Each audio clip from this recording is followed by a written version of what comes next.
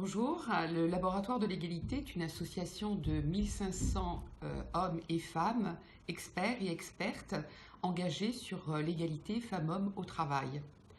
Nous interpellons les responsables économiques et politiques et leur présentons des propositions sur l'égalité femmes-hommes.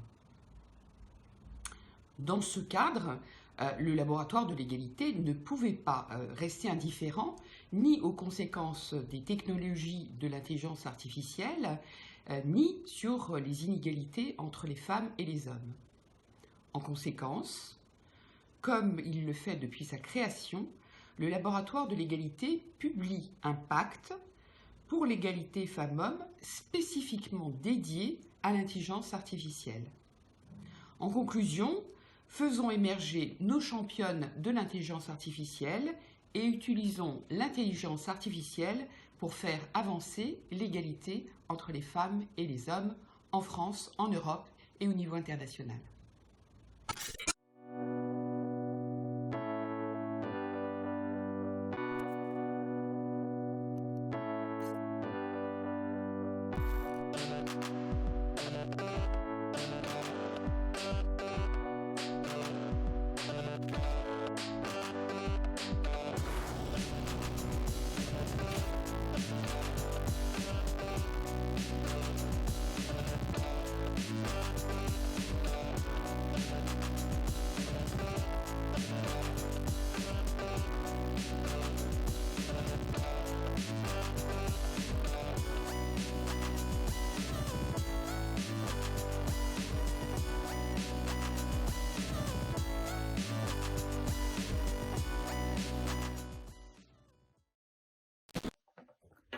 Bonjour toutes et tous, Annie Batz, Laboratoire de l'égalité. Quelques mots sur la genèse du pacte, pas sans elle, avant qu'il ne vous soit présenté en détail. L'intelligence artificielle déferle sur le monde entier. Elle transforme notre société, nos modes de vivre, notre travail, nos loisirs, nos déplacements, notre santé et plus encore. On voit actuellement son utilisation dans la période du Covid-19 en termes de recherche, d'interprétation, de régulation et de contrôle de la maladie et des malades. Elle s'infiltre partout dans notre quotidien, de notre cafetière à notre voiture, en passant par nos assistants personnels. Il y a 8 milliards d'objets connectés dans le monde, des autos sans chauffeur, des drones qui nous surveillent, des aides à la décision dans de plus en plus de domaines. Justice, sécurité, transport, culture, santé et bien d'autres. C'est pour le meilleur d'après certains, pour le pire d'après d'autres. On savait que, comme dans la plupart des disciplines scientifiques, l'IA était un univers d'hommes. Seulement 12% de femmes dans la profession. Et 90% des développeurs qui configurent toutes ces petites merveilles sont des messieurs. Et on s'aperçoit depuis quelque temps, aux surprises, en particulier dans les aides à la décision automatique de plus en plus sophistiquées, que cette intelligence artificielle faite d'algorithmes abondamment nourris par d'énormes bases de données est passablement sexiste. On la découvre truffée de biais qui discriminent les femmes. Le laboratoire de l'égalité, qui est en chasse permanente des stéréotypes de sexe qui bloquent l'égalité professionnelle, a été parmi les premières associations à s'en émouvoir. Dès 2016, nous avons commandé un ouvrage sur le sujet à 2 jeunes docteurs en sciences, Aude Bernheim et Flora Vincent, que j'ai eu le plaisir d'accompagner dans cette aventure. L'intelligence artificielle, pas sans elle, a été publiée chez Belin dans le cadre de la collection Égal à égal du Laboratoire de l'égalité. Il a eu un large écho. Il a alors été décidé par le labo de continuer à creuser le sillon et les perspectives d'analyse et d'évolution ouvertes par le livre. Et un groupe de travail a été constitué avec les autrices, des experts, des entreprises, des associations, sous la houlette de Muriel Garnier. Ces travaux ont débouché après 2 ans, comme les autres travaux du laboratoire, sur un pacte de l'égalité, mais spécifique sur l'intelligence artificielle. Ce pacte est destiné à sensibiliser, mobiliser les parties prenantes du domaine sur les effets délétères d'une IA qui serait discriminante à l'endroit des femmes, sur les effets bénéfiques d'une IA égalitaire et sur les moyens opérationnels d'y parvenir. Muriel Garnier, ingénieure et administratrice du laboratoire de l'égalité, qui a piloté le groupe de travail, va vous présenter la logique du pacte qu'elle commentera ensuite au fur et à mesure de son déroulé et des différentes interventions. Bonjour, Muriel Garnier en charge du programme Intelligence artificielle au sein du laboratoire de l'égalité.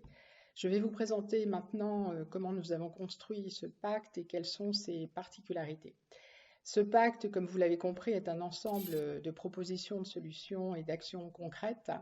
Et donc, nous avons voulu que ces propositions soient réalistes et faisables. Aussi, nous avons travaillé avec des acteurs du terrain et de différentes origines. Nous avons travaillé avec des entreprises, Renault et Engie, avec une école de formation Simplon, avec des startups comme Neodia, Form Workplace ou d'autres, avec des experts d'intelligence artificielle, Aude Bernheim et Flora Vincent, qui ont écrit le livre « L'intelligence artificielle, pas sans elle ». Microsoft nous a apporté également son soutien en relisant le pacte, en faisant des commentaires et en le validant. Nous avons également demandé à des associations de la Fondation Femmes et Numérique et d'autres associations comme Femmes et Sciences, Femmes et Ingénieurs, Femmes et Mathématiques de participer. D'ailleurs, je remercie tous ces acteurs qui ont contribué à l'élaboration de ce pacte. Et donc, à partir de là, nous avons construit ce pacte sur tout un ensemble d'actions concrètes. Et la structure du pacte se présente en 3 chapitres, 3 ensembles de propositions, de solutions, d'actions concrètes. Le premier ensemble, donc, ce sont des actions court terme sur les algorithmes et les bases de données et leur construction, leur conception. Donc, c'est agir sur les données et les algorithmes afin de permettre que l'IA devienne ou soit égalitaire entre les femmes et les hommes. Le deuxième ensemble d'actions concrètes est de créer un environnement éthique favorable au développement de cette IA égalitaire.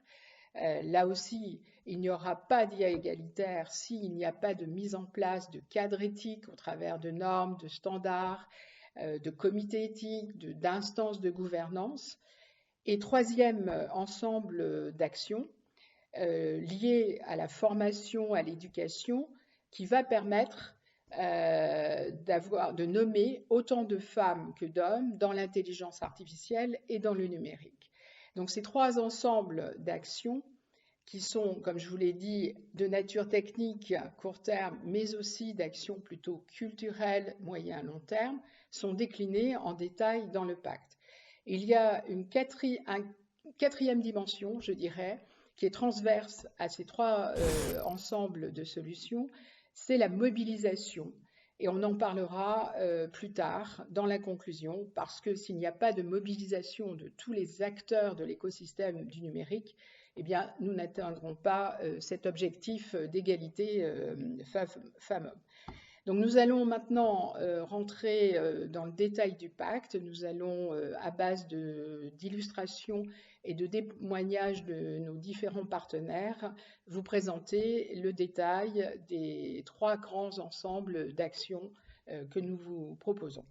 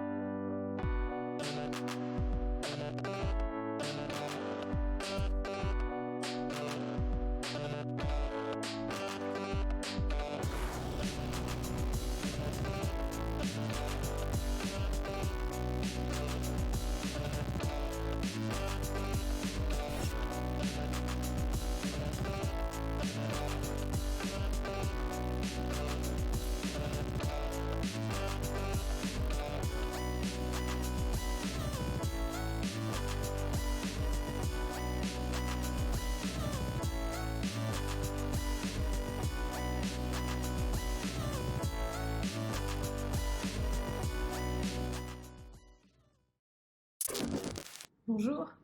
Alors, comment peut-on agir sur les données et les algorithmes de l'intelligence artificielle pour éviter qu'ils ne reproduisent des résultats sexistes? Alors, ça va marcher en plusieurs étapes. La première, ça va forcément être d'essayer de faire prendre conscience aux artisans de cette intelligence artificielle, que ce soit les chercheurs, les développeurs, mais aussi les utilisateurs et les prescripteurs, ou même les fournisseurs de cette intelligence artificielle. Il va falloir les former pour leur faire prendre conscience que les biais sexistes peuvent se cacher dans l'intelligence artificielle et qu'on va finir par créer des machines qui vont inintentionnellement être inégalitaires. Et il faudrait qu'à partir de ces savoirs accumulés, de ces formations, on puisse aller vers une création d'intelligence artificielle qui soit intentionnellement égalitaire. Et cette démarche-là, on va dire d'être un peu plus proactive, elle peut se faire de 3 façons différentes. La première, ça va par exemple être d'encoder dans le script des algorithmes des objectifs égalitaires. Donc, c'est-à-dire qu'il faut d'abord commencer par engager une vraie réflexion sur l'importance de la variable du sexe et du genre dans l'IA qui va être développée. Par exemple, si on veut développer un algorithme pour détecter des CV intéressants sur les réseaux, a priori, la variable du sexe et du genre va avoir une importance.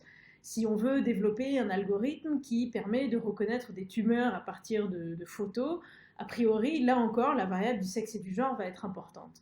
A l'inverse, si on essaye de développer un algorithme qui va, par exemple, recréer un tableau, a priori, la dimension du sexe et du genre ici n'est pas tout à fait pertinente.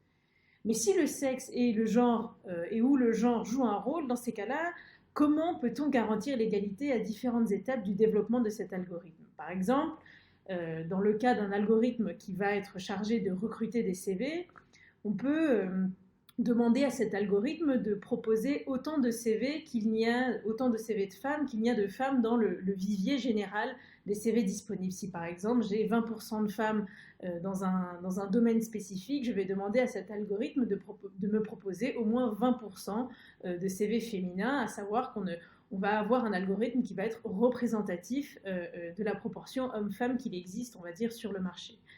On peut aussi contrôler a posteriori, à travers par exemple des données désagrégées par sexe, qu'aucun groupe n'a été défavorisé. Par exemple, dans le cas de l'algorithme qui doit aider à détecter s'il y a des tumeurs ou non, on peut a posteriori vérifier que le taux d'erreur ou le taux de succès est le même pour le groupe d'hommes que le groupe de femmes, donc aucun sous-groupe, aucune sous-population particulière n'a été défavorisée ou pour lequel l'algorithme serait potentiellement moins performant. Et si tel était le cas, il faut se poser la question de savoir pourquoi.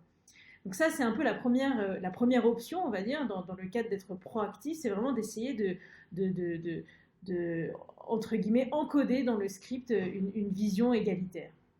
La deuxième possibilité, c'est plutôt que d'essayer en permanence de fixer cette intelligence artificielle, c'est plutôt d'en faire un levier pour favoriser l'égalité. Donc, par exemple, l'IA, c'est un excellent outil de diagnostic qui permet d'analyser très très rapidement des quantités faramineuses de données. Donc, on pourrait utiliser l'IA pour rendre les inégalités visibles. On sait que ce qui ne se mesure pas n'existe pas, donc on pourrait utiliser l'intelligence artificielle pour calculer et comparer le temps de parole accordé aux hommes et aux femmes dans certains médias ou dans des réunions, ou même le nombre de femmes dans certaines fonctions, mais de le faire de façon actualisée et à très forte granularité. Car en effet, si on dispose d'un diagnostic très fin de la situation, on est capable de proposer des solutions qui vont être plus adaptées, car on aura aussi une meilleure idée de là où sont les points de blocage pour permettre l'égalité. On peut aussi aller plus loin, toujours dans l'idée d'utiliser cette IA comme levier de l'égalité et vraiment demander aux intelligences artificielles de créer cette égalité. Et alors je vais utiliser un mot qui pourra faire peur, mais un peu à l'instar des quotas, on peut aussi demander à l'égalité, on peut aussi fixer des quotas à l'intelligence artificielle, par exemple en introduisant des lignes de code dans ces algorithmes qui vont intentionnellement aller vers l'égalité. Donc encore une fois, sur l'exemple des CV, des algorithmes qui permettent de recruter des CV, on peut dire plutôt que de proposer une proportion de CV qui est représentative de la moyenne, par exemple si j'ai 20% de femmes dans le vivier, je vais proposer 20% de salaire, non, si on veut aller vers une égalité réelle, on peut demander à l'algorithme de proposer 50% de CV féminins. Donc on exagère vraiment, on s'éloigne de la réalité, car la réalité suggère qu'il n'y a que 20% de femmes dans le vivier. Mais comme on veut être proactif, on va vraiment demander à l'algorithme de proposer plus de CV féminins que ce qu'il n'y a dans le vivier, et ainsi encourager vraiment le déplacement du ratio homme-femme vers plus d'égalité. La dernière façon d'encoder des algorithmes égalitaires, ça va être de veiller à ce que ce qu'on appelle les IA un peu incarnées ou matérialisées à travers les assistants vocaux, mais aussi les robots, n'enferment pas les femmes dans un second rôle. Donc typiquement, ça va être d'essayer d'attribuer un genre neutre aux assistants numériques, que ce soit leur nom, leur forme, leur couleur, mais aussi leur voix. Et par exemple, il y a un groupe danois récemment d'informaticiens et de linguistes et de concepteurs qui ont mis au point Q. Q, c'est le nom d'une voix qui n'a pas de sexe identifiable et qui permet ainsi d'éviter d'avoir une assignation genrée à un assistant vocal. C'est-à-dire qu'avec ça, on évite vraiment la systématisation des voix féminines comme voilà, les éternelles assistantes de domicile au service des femmes. Donc il y a vraiment à travers d'une part évidemment la formation des personnes qui vont créer, utiliser et mettre en place ces algorithmes.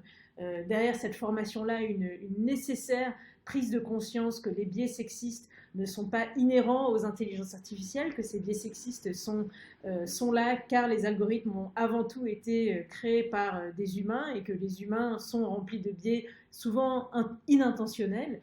Et une fois que cette prise de conscience-là est réalisée, vraiment d'essayer d'aller à travers ces trois options possibles, et il y en a certainement plein d'autres, mais la première étant d'abord d'encoder l'égalité, ensuite de vraiment pousser ces algorithmes vers plus d'égalité en enforçant l'égalité dans ces algorithmes-là, mais aussi et enfin de veiller à ce que toutes les formes d'intelligence artificielle soient les moins sexistes possibles. Merci.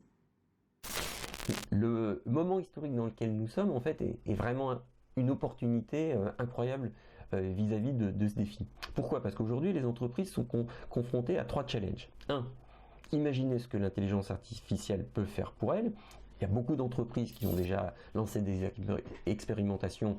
Certaines marches fonctionnent, certaines échouent, mais la plupart des entreprises n'ont pas encore fait le tour du sujet.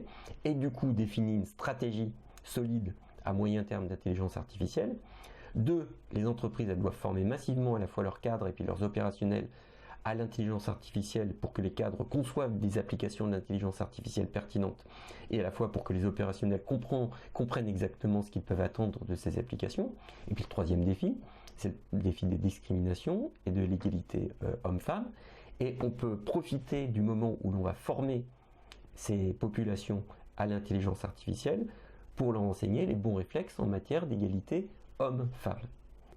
Pourquoi l'intelligence artificielle en fait discrimine ? Parce que fondamentalement, l'intelligence artificielle moderne, c'est-à-dire celle qui se fonde sur le machine learning et le deep learning, utilise des données pour apprendre et pour après simuler des comportements humains. Ces données, ce sont des données historiques. Si historiquement, l'entreprise, au niveau du recrutement par exemple, a favorisé plus les hommes, si l'entreprise, par exemple, historiquement, rémunère mieux les hommes que les femmes, eh bien, l'intelligence artificielle, si on ne l'aide pas, si on ne la corrige pas, si on ne la pilote pas, risque de formuler des recommandations qui reproduiront ces mauvais comportements. A l'inverse, si jamais en fait on applique une méthode rigoureuse, pour le coup, on peut se débrouiller pour que ces biais n'existent plus dans les applications, dans les recommandations que produiront les différentes applications de l'intelligence artificielle. Ces biais ils peuvent être générés à 2 niveaux, au niveau des données et au niveau des algorithmes. Au niveau des données, donc, du coup, il est assez important de vérifier, de mesurer les écarts qu'il y a entre les données concernant les hommes et les femmes, et de mesurer les inégalités. Si jamais, et ces inégalités, elles peuvent intervenir à différents niveaux. Au niveau du volume de données concernant les femmes et au niveau de la représentation des femmes dans ces données, qui peut se refléter à travers les textes que va digérer et interpréter l'intelligence artificielle, qui vont donner une certaine représentation des femmes ou de la femme ou des femmes. Et elles peuvent aussi intervenir par exemple au niveau des images. Les femmes qui sont qui peuvent être représentées, par exemple, plutôt dans des missions, dans des fonctions subalternes ou dans des contextes en fait qui dévalorisent la femme ou qui la mettent dans une position d'infériorité. Donc le pacte en fait vous guide largement en fait dans cette démarche-là, et puis il vous guide aussi sur la partie correction des algorithmes, dans l'entraînement des algorithmes, de façon à ce qu'à la fin, dans les résultats, les recommandations qu'ils formulent, les hommes et les femmes soient traités exactement de la même façon. En synthèse, je voudrais vous faire un récapitulatif rapide de cet ensemble d'actions techniques. Donc agir sur les données, ça signifie développer des bases de données égalitaires pour garantir la représentativité des femmes dans les données. Donc pour cela, il faut combler ce qu'on appelle le gender data gap et intégrer des données ventilées par sexe. Il faut mesurer les inégalités grâce à des outils comme des statistiques sexuées qui permettent d'identifier les écarts et donc derrière de corriger ces écarts. On peut équilibrer également la proportion de données entre hommes et femmes en vérifiant cette proportion. Pour cela, il faut analyser ces bases de données, donc à la fois tout ce qui est vidéo, texte, images, et de mesurer ces écarts afin d'équilibrer le volume de données entre femmes et hommes. Donc c'est un gros travail, ce type d'alignement ou de nettoyage entre guillemets de bases de données, et qui peut être très coûteux, mais il existe par ailleurs des bases de données égalitaires déjà, et donc celles-ci, il faut vraiment les promouvoir, il faut les labelliser, donner accès direct à ces bases de données, alors ce sont bien évidemment des données publiques, et les déployer de plus en plus pour qu'effectivement ce gros travail de nettoyage entre guillemets de bases de données ne soit pas si coûteux que ça. Le deuxième axe d'action technique, c'est de concevoir et de développer des algorithmes égalitaires. Et ça veut dire que dès la conception, il faut vérifier si les objectifs qui sont fixés à ces algorithmes sont des objectifs d'égalité. Et ensuite, bien évidemment, les encoder dans le script des algorithmes. Il faut aussi tester les productions de ces algorithmes, et si possible avec des équipes mixtes, ce qui donnera des regards équilibrés. Il faut refaire et corriger tous les processus de développement, de conception-développement, si on s'aperçoit que les résultats ne sont pas neutres et qu'on sont déjà biaisés. Et dernier point important dans l'action sur les algorithmes, c'est d'éviter la reproduction de codes non égalitaires qui existent déjà sur des plateformes, car vous avez déjà des plateformes de code prêtes à l'usage que vous pouvez copier-coller, et donc de ce fait qui amplifie la propagation des biais. Donc voilà l'ensemble de ces actions en synthèse, et que vous retrouverez donc dans le premier chapitre de notre pacte.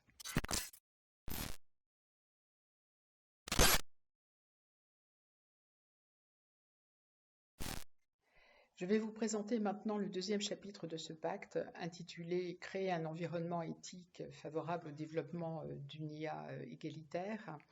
Comme je vous le disais, on ne pourra pas changer ou faire évoluer l'IA, en tout cas la technique, sans changer les comportements et les mentalités.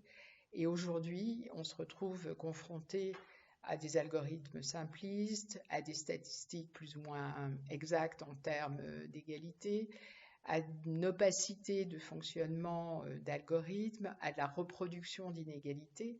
Et en fait, le fonctionnement de l'IA pose des questions éthiques.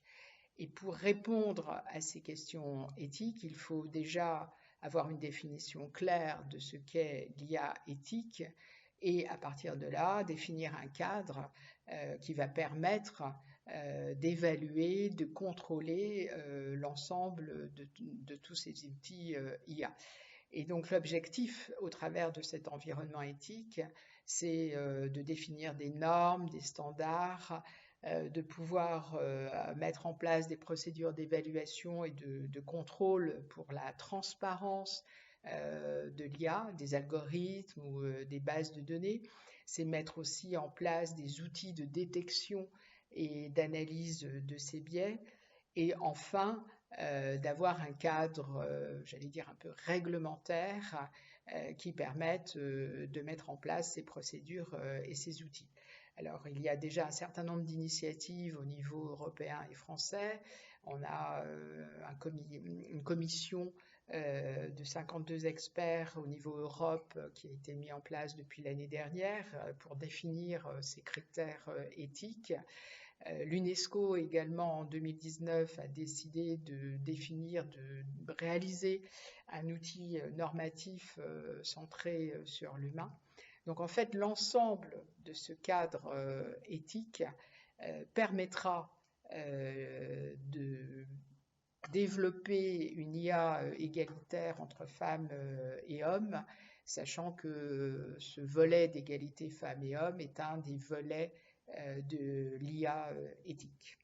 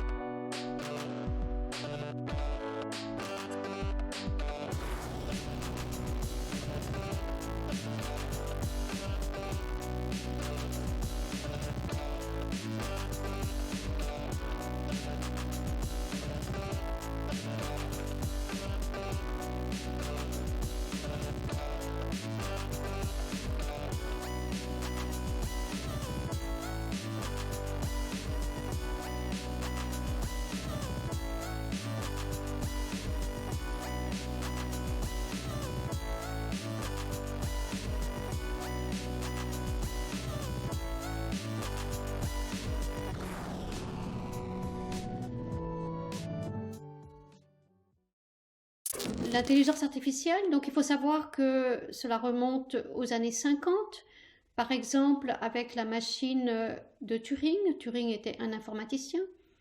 Maintenant, aujourd'hui, on parle plutôt d'algorithmes, de bases de données massives, d'apprentissage statistique, de réseaux de neurones. L'intelligence artificielle n'est pas neutre et donc, en effet, les algorithmes vont dépendre des critères choisis, des échantillons choisis. S'il y a des hommes et des femmes, ou simplement un certain type d'hommes ou un certain type de femmes, vont dépendre des paramétrages. Et ce qui nous intéresse, donc, c'est l'intelligence au carrefour de l'égalité, l'intelligence artificielle au carrefour d'égalité femmes-hommes. Je vais prendre un exemple. Dans les assurances, il y a beaucoup d'exemples, mais on va prendre l'assurance. Quand il s'agit de donner un crédit et de calculer un indice de risque, les assurances vont construire de très grandes bases de données de clients et l'instruction, la délibération de la CNIL, Commission nationale de l'informatique et des libertés, en 2006 avait décidé que la variable sexe pouvait être présente dans les questionnaires et en 2008 a supprimé cette variable sexe. Alors que l'on sait que les femmes sont souvent ont moins d'accidents, sont souvent plus diligentes à rembourser leurs prêts. Par exemple, dans les pays en voie de développement, ce sont toujours les femmes qui reçoivent les microcrédits, elles sont plus responsables. Et donc, on se rend compte que le choix qui a été fait en France par la Commission informatique et liberté, eh bien, certainement est à l'origine de grandes inégalités entre les femmes et les hommes. Qu'est-ce qu'on peut faire? Eh bien, d'abord, on doit faire de la formation, de l'information des jeunes, notamment les jeunes femmes, les jeunes filles. Et c'est ce que nous faisons dans nos associations en allant dans les classes et en organisant des sessions de formation, par exemple Girls in Tech. Il faut aussi former les formatrices et les formateurs à l'égalité femmes-hommes, les formatrices et formateurs dans les masters, 2 masters Big Data, Big Data et finance, Big Data et assurance, Big Data et fouille de données, et former les étudiantes et les étudiants de ces masters. Il ne faut pas oublier d'évaluer ces formations. On pourrait donc penser que le Haut Conseil à l'égalité entre les femmes et les hommes embauche ou envoie des expertes et des experts analyser les formations qui sont données dans ces masters au titre de l'égalité femmes. Et enfin, il faut aussi comprendre que les obstacles que vivent les femmes, le fait qu'elles soient très peu nombreuses, pourquoi sont-elles si peu nombreuses en intelligence artificielle, ce sont des obstacles systémiques. Ce n'est pas parce que les femmes ne devraient pas être dans ce milieu-là, parce qu'elles ne se comportent pas comme il faudrait, elles ne font pas les bons choix, mais c'est beaucoup plus certainement des choix systémiques. Et donc ces questions doivent être étudiées de façon sérieuse et scientifique par des études statistiques et sociologiques. Et ces résultats doivent être diffusés aussi largement. Enfin, donc nos associations, donc je voudrais simplement dire un mot sur nos associations. Nous sommes un ensemble d'experts scientifiques et on peut donc aller conseiller les organisations gouvernementales, les autres associations, nous conseillons les jeunes et nous intervenons donc auprès des jeunes, faisant de mentorat en particulier et intervenant dans les classes. En synthèse, les solutions que nous vous proposons pour définir ce cadre éthique se situent à 3 niveaux. Le premier niveau, la recherche. Il faut mettre en place, organiser des groupes de recherche pluridisciplinaires qui associent des philosophes, des sociologues, des psychologues, des universitaires, des experts d'IA pour définir ce cadre éthique, que ce soit les outils, les règles, les procédures. Il faut également aller plus loin dans la recherche, dans la conception de l'IA en intégrant dès cette conception le critère de genre et en adoptant par exemple des démarches de type design thinking.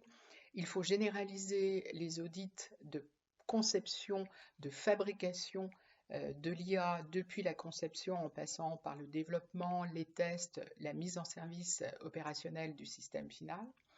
Le deuxième niveau, c'est la gouvernance, c'est mettre en place des instances d'évaluation et de contrôle qui vont se baser sur ce cadre éthique pour remplir leur rôle. Créer un label d'IA éthique, et il y a déjà des tentatives avec l'AFNOR, ADEL, ORCA. Rendre opérationnels ces labels d'IA en les intégrant dans les processus de l'entreprise, dans les appels d'offres comme critères d'IA éthique ou dans les appels à grands projets. Le troisième niveau, c'est le plan réglementaire. Il y a déjà des lois en vigueur dans le numérique et dans l'informatique, la RGPD, des lois de la CNIL, mais il faut les compléter, les faire appliquer, contrôler leur application. Et du côté utilisateur et producteur d'IA, bien évidemment, les respecter, se faire ses propres autodiagnostics basés également sur ce cadre éthique. N'oublions pas que ces solutions vont rendre plus confiants les utilisateurs, vont les rassurer sur le fonctionnement de l'IA grâce à une transparence plus importante de ce fonctionnement.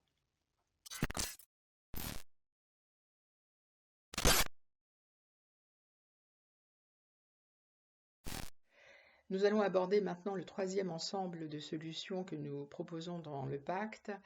Les objectifs de cet ensemble de solutions sont 1. De permettre l'accès des femmes aux métiers du numérique à tous les niveaux, 2. De les inciter à y rester et 3. De les valoriser.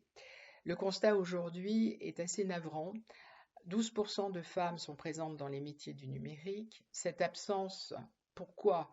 Eh bien, tout simplement, il n'y a pas d'orientation vers ces filières scientifiques et numériques, pas de connaissance des métiers du numérique, pas de formation, d'information au métier du numérique, et tout simplement parce que les stéréotypes sont encore là, bien ancrés, qui montrent la femme qui n'est pas apte à rentrer dans ces filières scientifiques et numériques. Une fois que les femmes ont réussi à intégrer ces métiers du numérique, 45% partent, tout simplement à cause de l'ambiance sexiste et des conditions de travail très difficiles dans un monde très masculin. Très peu de valorisation également dans le développement du numérique, puisque 15% de start-up du numérique sont créées par des femmes et très peu de levées de fonds sont accordées à des femmes. Donc on ne peut pas en rester là. Il faut absolument qu'elle soit présente parce que 50% de la population qu'elle représente ne peuvent pas être laissés de côté dans leur choix, dans leur existence.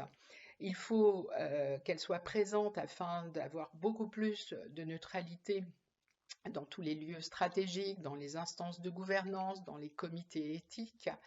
Il faut qu'elle soit présente également parce que ce secteur est en très fort développement et ça va leur permettre d'accéder à des emplois bien rémunérés et socialement valorisés. Et dernier point, pour des raisons éthiques, on le sait, la diversité et notamment l'égalité concourent à la performance économique. Donc maintenant, une illustration de ce constat et des témoignages sur les solutions que nous proposons.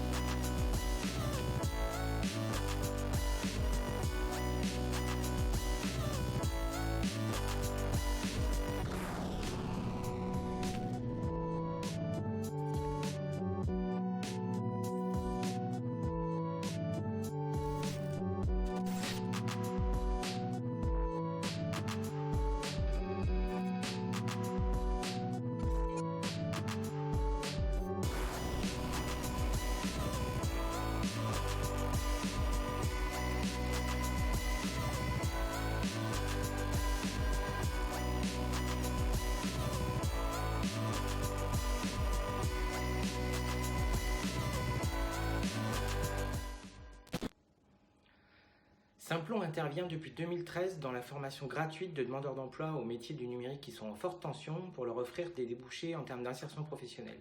On sait qu'il y a énormément de demandes dans ces métiers-là et on sait qu'il y a toujours très peu de femmes dans ces métiers-là. Et donc à Simplon, on s'est donné pour objectif et pour mission d'avoir une parité dans nos formations, ce qui est extrêmement difficile, même si on est aujourd'hui, à l'heure où je vous parle, à 38% de femmes dans nos formations. Donc ce qui est vrai pour tous les métiers du numérique, c'est particulièrement vrai pour les métiers de l'IA, où depuis 2018, on travaille en partenariat très étroit avec Microsoft pour former des centaines de personnes au métier de l'intelligence artificielle avec un objectif de parité homme-femme qui est extrêmement difficile à atteindre, mais qui est vraiment notre objectif.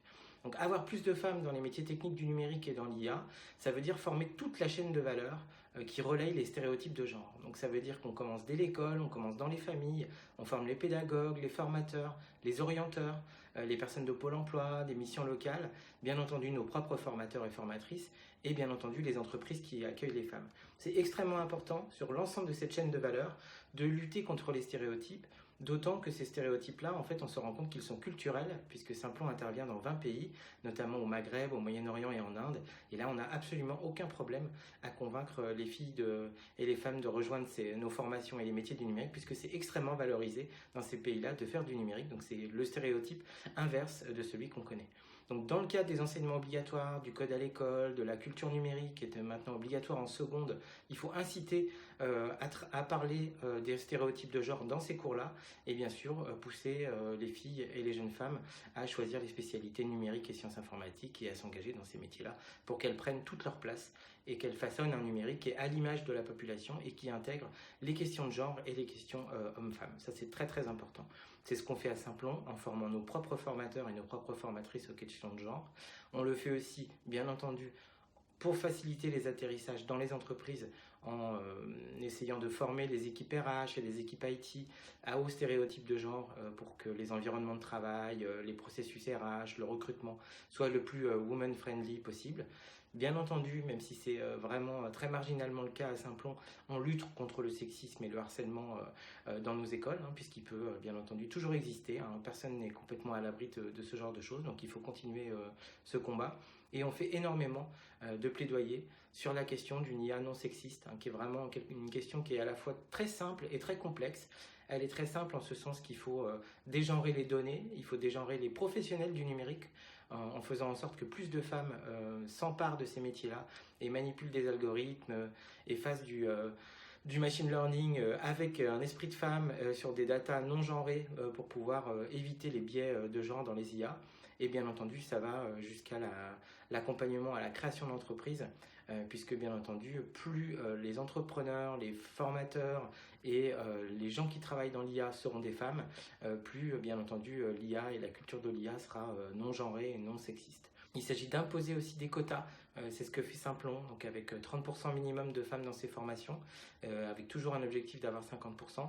Et c'est ce qu'on fait aussi au travers de formations, de pré-formation, de préqualification avant de rentrer dans nos formations, qu'on appelle des SAS aqueuses. C'est quelque chose sur lequel au début j'avais beaucoup de doutes, mais qui fonctionne et qui a démontré ses résultats. Ce sont des environnements de quelques semaines réservés aux femmes, où les femmes sont dans un environnement de confiance, libèrent leur parole, travaillent sur les stéréotypes de genre et la culture du numérique. Et en fait, elles combattent le syndrome de l'imposteur, elles se boostent. Et quand elles arrivent dans des formations paritaires, ou en tout cas mixtes, elles ont un profil complètement différent, elles prennent plus facilement le lead. Et donc parfois, il faut passer par de la non-mixité pour avoir de la mixité. Et ça, c'est quelque chose qui est peut-être parfois rebutant pour notre esprit un peu français, un peu républicain. Mais c'est des choses qui ont démontré leur efficacité. Donc les quotas, la discrimination positive. Et d'ailleurs, on devrait dire, comme les anglo-saxons le font, pas la discrimination positive, mais l'affirmation positive, puisqu'il ne s'agit pas de discriminer dans l'autre sens, mais d'éviter toutes les discriminations. Je suis directeur scientifique dans la direction de la recherche du groupe Renault et depuis 5 ans, je me suis intéressé à différents aspects éthiques de la robotique et de l'intelligence artificielle embarquée dans un véhicule autonome et aussi au traitement des données personnelles et sociales. En décembre 2019, j'ai été sollicité pour faire partie du Comité national pilote d'éthique du numérique avec une saisine du gouvernement sur 3 domaines d'application: les agents conversationnels, le véhicule autonome et le diagnostic médical. Plus récemment, dans le contexte de la crise du Covid-19, nous avons été amenés à intervenir sur l'utilisation massive du numérique en situation de crise sanitaire. Et dans tous nos avis, nos débats, nos communiqués, un des critères éthiques majeurs, au-delà de la protection des libertés et de la vie privée, est celui de l'équité, qui se traduit en particulier par la non-discrimination et la bienveillance. Ce n'est pas un hasard si notre premier avis, qui est paru début avril dans le contexte de la crise, a porté sur en particulier la fraternité numérique, c'est-à-dire l'accès au numérique et la solidarité avec les personnes les plus exposées, les plus vulnérables et en situation de précarité. Je conclurai en disant que nous devons développer une IA responsable et soucieuse de ce que j'appelle l'éthique du visage, au-delà du halo numérique. Autrement dit, une IA qui n'occulte pas le vrai visage d'autrui, qui est fait un nœud charnel de regard et de parole, et faisons attention, sous prétexte de non-discrimination, à ne pas neutraliser et aseptiser complètement les rapports numériques, en occultant complètement les spécificités des personnes, qu'il s'agisse de sexe et de genre, d'âge, de culture ou de conditions sociales, au risque de ne plus être équitable. Je suis Manuela Échillé, en charge de la diversité et de l'inclusion à la direction des ressources humaines du groupe Renault. Au sein du groupe Renault, on a vraiment à cœur de sensibiliser à la non-discrimination, aux biais, aux stéréotypes et de promouvoir ainsi l'ensemble des diversités au sein de notre entreprise, telles que la mixité et l'égalité femmes-hommes. C'est pour cela que l'on s'est associé au laboratoire de l'égalité pour co-construire avec d'autres entreprises et associations ce pacte pour une intelligence artificielle égalitaire entre les femmes et les hommes.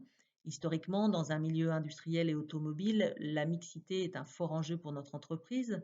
Il y a 10 ans, on a lancé un plan RH associé à un réseau interne Women at Renault pour aider à la promotion, au développement, à l'épanouissement des femmes dans notre entreprise et pour promouvoir la mixité. Aujourd'hui, on compte à peu près de 25% de femmes dans nos effectifs. Et pour que cette mixité ait un impact, il faut qu'elle touche tous les métiers de l'entreprise, notamment ces métiers scientifiques, techniques, dont ceux liés à l'IA, vers lesquels les femmes se dirigent moins naturellement. C'est pour cela que l'on a intégré dans nos formations internes à l'IA ce sujet de la non-discrimination et de la mixité entre les femmes et les hommes. C'est pour cela que l'on soutient des associations comme Elle Bouge qui aident à la promotion de ces métiers scientifiques et techniques vis-à-vis des jeunes femmes, qu'elles soient collégiennes, lycéennes, étudiantes ou futures embauchées. C'est pour cela aussi que l'on sensibilise nos collaborateurs avec des outils comme un Serious Game pour tester leur comportement vis-à-vis de ce sujet de la mixité femmes-hommes.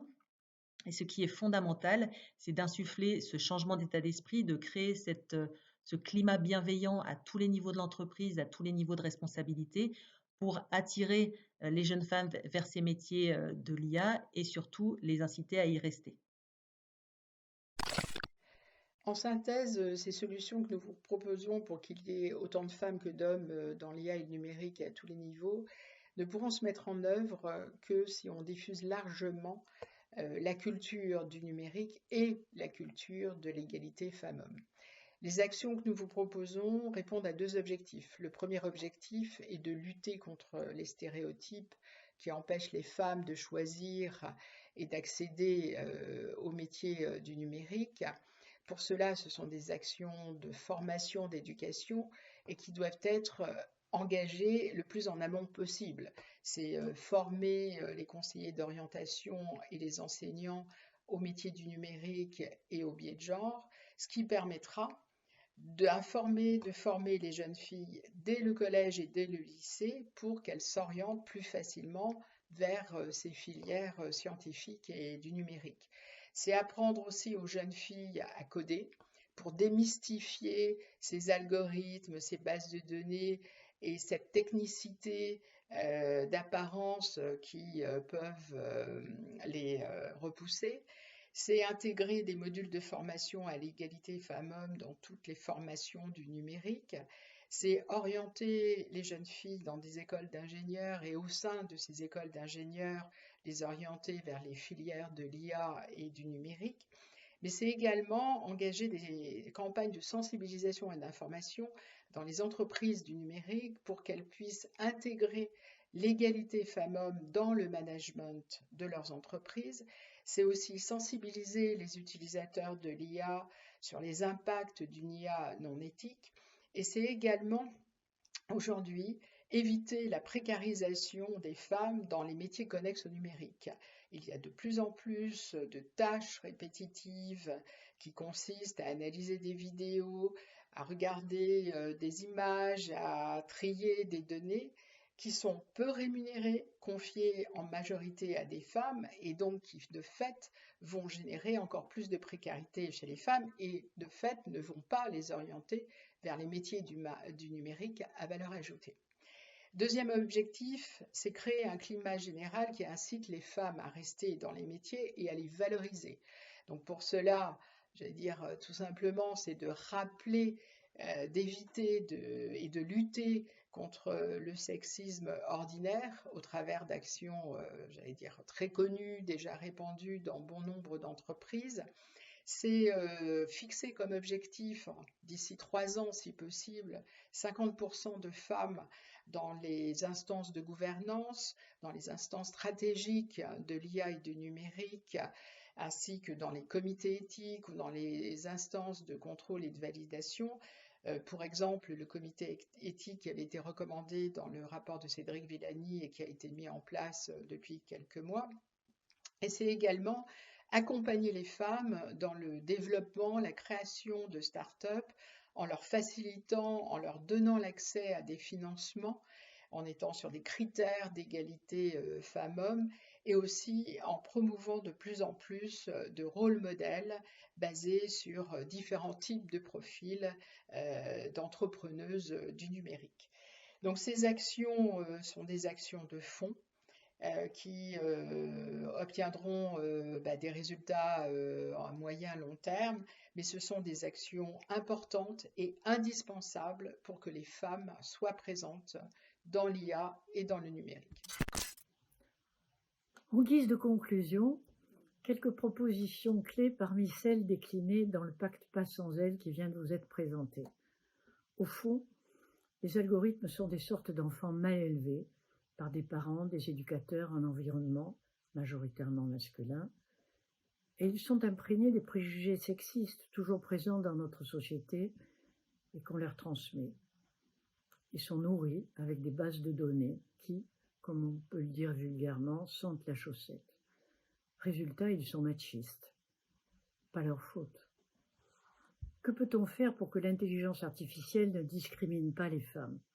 Que l'intelligence artificielle soit égalitaire. D'abord, concevoir dès le départ des algorithmes égalitaires. Bien les faire élever par des femmes autant que par des hommes, les corriger quand ils ont des biais sexistes.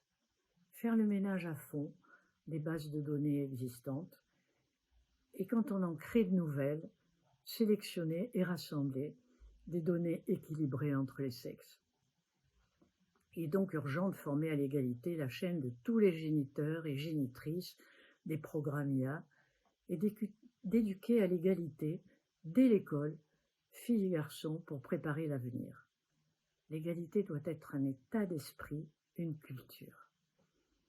Ensuite, pour une IA éthique, il est recommandé d'intégrer le genre dans tout le processus de création, de développement et de mise en œuvre des systèmes automatiques. C'est l'innovation par le design. Et ici, il s'agit d'innovation genrée. Et pour assurer la pérennité de cet environnement éthique, il est indispensable, systématiquement, d'auditer, de tester, de corriger les solutions proposées par les applications de l'IA, à l'aune de l'égalité femmes-hommes évidemment. Et de pouvoir en prime expliquer comment ces propositions ont été concoctées.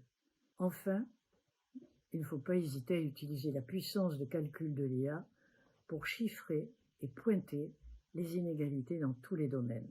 Puis, pour que les femmes trouvent leur juste place à tous les niveaux dans l'IA, il faut mener en permanence une chasse aux stéréotypes de sexe qui leur bloquent l'accès au monde de l'IA ou les empêchent d'y mener une carrière à la hauteur de leurs compétences. Autre point important, généraliser l'éducation et les formations de base au numérique, codage, programmation, en priorité pour les femmes et les femmes de tous âges, afin de désacraliser la discipline et de les y attirer. Le numérique doit être une deuxième langue. En résumé, non seulement une intelligence artificielle au service de tous les humains est possible, mais l'intelligence artificielle peut servir à disséminer partout le virus de l'égalité entre les femmes et les hommes. Bonjour à toutes et à tous. L'intelligence artificielle fait partie de ces technologies qui vont façonner notre monde, qui ont déjà d'ailleurs commencé à le changer, que ce soit dans l'économie, dans la technologie, dans la société. Et le problème avec ces technologies, c'est qu'il ne faut pas qu'elles reproduisent les inégalités, les problèmes que l'on rencontrait déjà avant, qui étaient déjà présents dans la société, qu'ils viennent en quelque sorte être injectés dans ces technologies. C'est le cas de l'égalité femmes-hommes et de l'intelligence artificielle. Puisque l'intelligence artificielle va façonner notre monde, puisqu'elle va participer à la prise de décision, il ne faut pas qu'elle reproduise les biais genrés qui existent aujourd'hui dans notre société. C'est pour cela que nous avons besoin de plus de femmes qui viennent coder l'intelligence artificielle. C'est pour cela que nous avons besoin de plus de femmes qui s'engagent dans ces métiers de l'intelligence artificielle et que nous avons besoin que l'ensemble des entreprises, des institutions, des associations de la société prennent conscience que si on ne prend pas ce problème de l'égalité femmes-hommes dans la technologie et dans les technologies, alors nous allons reproduire les problèmes que nous avons connus jusqu'ici. C'est pour ça que nous avons besoin de ce pacte pour une intelligence artificielle égalitaire qui est lancé par le laboratoire de l'égalité. C'est pour ça que mon secrétariat d'État le soutient pleinement. Je pense que la question des femmes dans le numérique et de la place des femmes dans le numérique, que ce soit dans les métiers, dans les technologies, au sein du code, est une question qui est absolument essentielle pour notre siècle, pour les semaines, les mois et les années qui viennent. Et c'est pour ça que j'invite toutes les entreprises à s'engager dans cette dynamique pour que nous fassions en sorte que demain soit plus égalitaire qu'hier. Vous venez d'entendre Cédric O, secrétaire d'État chargé du numérique, et son appel à la mobilisation générale.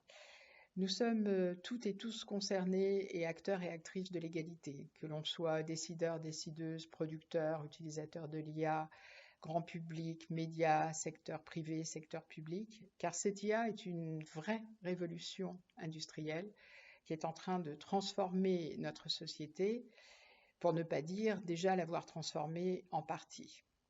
Chaque partie prenante de cet écosystème IA doit aussi se sentir concernée et connaître ses droits, ses devoirs, son plan d'action ou de réaction. Il est important que toutes ces parties prenantes travaillent ensemble. Ainsi, les chercheurs, les chercheuses avec les industriels, les utilisateurs, les utilisatrices avec les fournisseurs. Aussi, maintenant, à nous de jouer, de s'approprier ce pacte et de relayer, mettre en place ces solutions. Je voudrais ajouter que signer ce pacte et le déployer dans vos organisations, c'est une prise de conscience officielle de ces enjeux d'IA égalitaire et la volonté de s'engager au service de la culture, de l'IA non sexiste et non discriminante. Ce pacte est le vôtre et nous, Laboratoire de l'égalité avec nos partenaires, nous vous proposons de passer à l'action et de déployer ce pacte.